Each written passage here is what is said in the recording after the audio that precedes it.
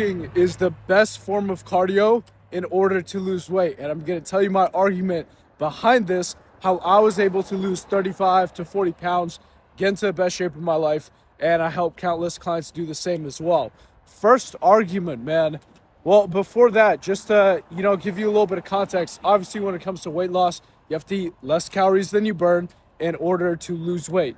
You have to move more and eat less. Now, we don't want to just take that generic advice and be like, okay, it doesn't matter how we move. It doesn't matter what we eat. As long as we move more and eat less, that's all that matters. It's more about, okay, how are we moving? How are we progressing the movement from week to week to week? What are we eating? How are we eating less food than it takes to maintain our body weight, but also enough to fuel our body and make sure it functions properly, right? These are all questions you need to ask as well.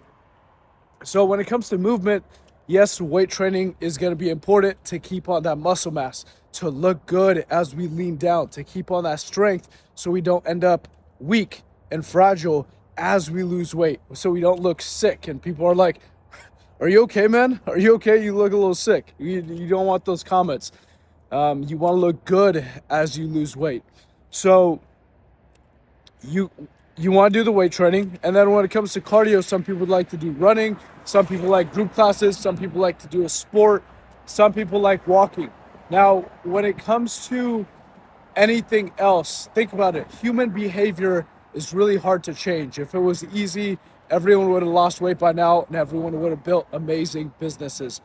But instead of having you do a new thing that you don't do yet, which is running, Stairmaster, rower, group classes, HIIT cardio, instead of having you do a new thing, why not just do more of what you're already doing? The typical person, if they're inactive, they probably get about 3,000 to 4,000 steps on a daily basis, just in terms of their desk job, walking to go get mail, doing their daily chores, etc. So why not bump that up to 8K steps, 10K steps? I think a great baseline for everyone year round, whether you're trying to lose weight or not, is 7,000 steps on a daily basis, just to stay moving, just to stay mobile, just to have blood flowing throughout your body and going to where it needs to go to. Getting outside, getting in sunlight. However, if you are trying to lose weight, ideally we're bumping up to 8K, 10K, and really somewhere between 10 to 12,000 just to really burn fat effortlessly, man, effortlessly. I'm walking right now as I'm doing this. I walk to go get my coffee in the morning. Typically, I'll wake up a little bit later than this. I start off my day with a little walk. It gets me energetic. I get my hydration in, put a little bit of salt and potassium electrolytes into my water. I get that sunlight, man, is the best way to start the day. Doing more of what I'm already doing. Another argument for walking, it is low intensity and it is low impact. Now, those have a few benefits when you're doing low intensity and low impact cardio. So by low impact, I mean it's not a lot of impact on your joints. Think about running. It's repeatedly boom, boom, boom, boom, boom on the ground, right? Now, that's completely fine. You don't have to avoid it just because of that. But when you tend to do that, your joints can take a toll, right? Your ankles, your knees, your hips. And if you have a lot of weight to lose, think about that. That's if you have 50 extra pounds, those 50 extra pounds are boom, boom, boom on the ground. And if you're just starting off, chances are your joints aren't stable enough because you haven't been strength training consistently and your muscles aren't strong enough to really support that, right? I think jogging, running is a great form of exercise as long as you're doing it properly and you've built up some strength and you're somewhat lean, right? Doing it at a heavy weight can really take a toll on you. Walking is also a low intensity exercise. It doesn't take a lot of effort. I think throughout a lot of my weight loss journey, I thought weight loss had to be suffering. I thought had to be hard. There's this big movement online of you gotta work harder, you gotta suffer, you gotta go through it, you gotta make things more difficult than it is just to show that you're fucking tough, man. It's really not like that, man. I think I've been through phases where I'm like, dude, I want to do morning runs. I want to do these HIIT classes. I want to do these like 30-day challenges. But the key is really consistency with this shit, man. These people that do the challenges every 3 months or so, they're never in shape year round. They're always just waiting for the new challenge to come out, the new HIIT class, the new workout idea, right? When things are low intensity, when things fit seamlessly into your life, you end up sticking to it. I don't want to lose weight and gain it back. I don't want to be in shape and then out of shape. I want to be in shape year round. And walking is just a seamless way to start burning calories, start burning fat, start getting more active. So fucking seamless, man. So it is that. It is low intensity. I know if I'm taking HIIT classes or I'm doing runs, there's going to be days where I just don't want to do it. And I don't think that should stop you. You should definitely discipline yourself. But there's going to be days where you just wake up and you're like, fuck, man, I'm tired. My legs hurt from my leg day. There's a lot more resistance to doing the exercise. And when it comes to walking, man, there's very low resistance. Sometimes I'm a little bit groggy in the morning.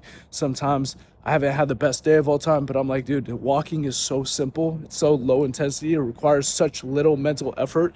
And then you can treat yourself and just be like, okay, let me just walk to the cafe, get myself a little coffee. Let me walk to the grocery store. Like, let me get myself an energy drink, right? It is very low intensity.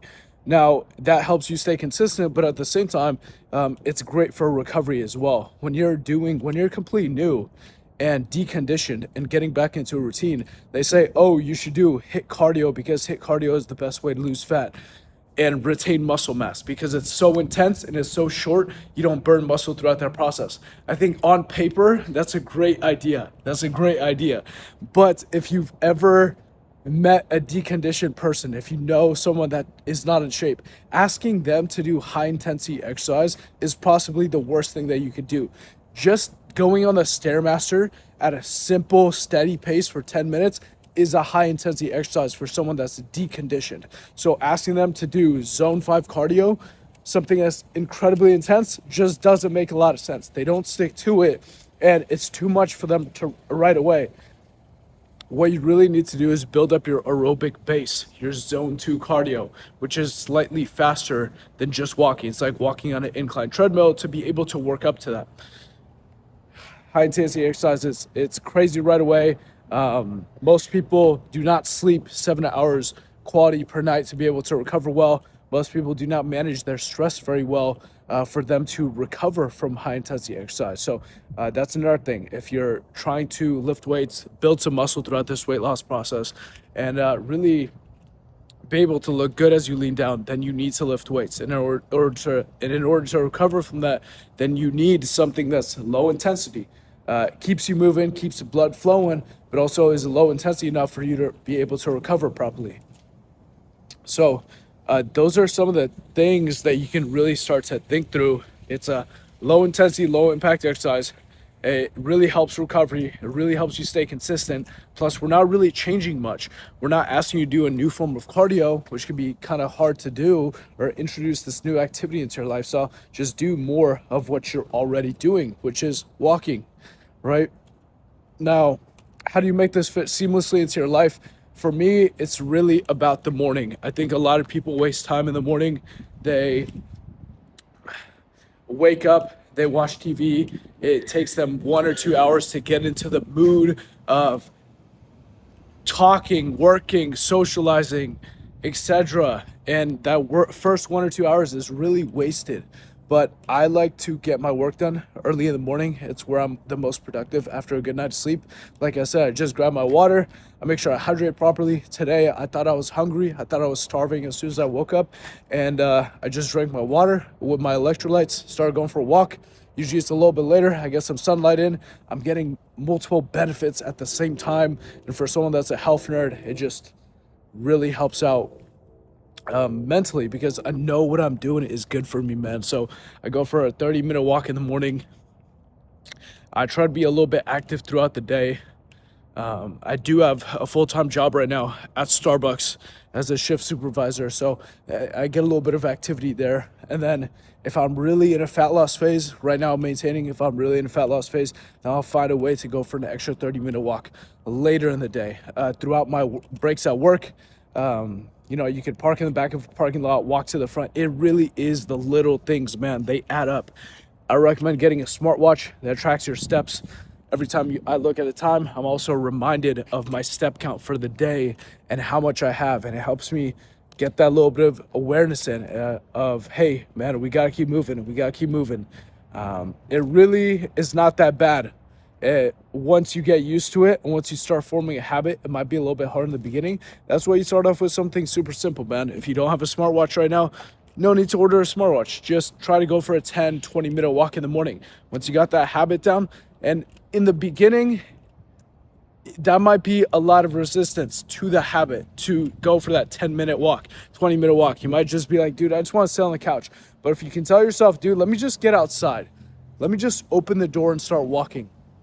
Once you get past 10-15 minutes, I swear sometimes I'm on these walks, I'm like, dude, I just want to keep walking because it feels so good, man, just to get out here, get inside some fresh air, get some sunlight in, and kind of just have some time to yourself where you're not surrounded by technology, and just kind of being grateful and present, and mindful of the present moment. So yeah, do recommend a smartwatch. Helps you be aware. You can find something simple on Amazon. It's about $50.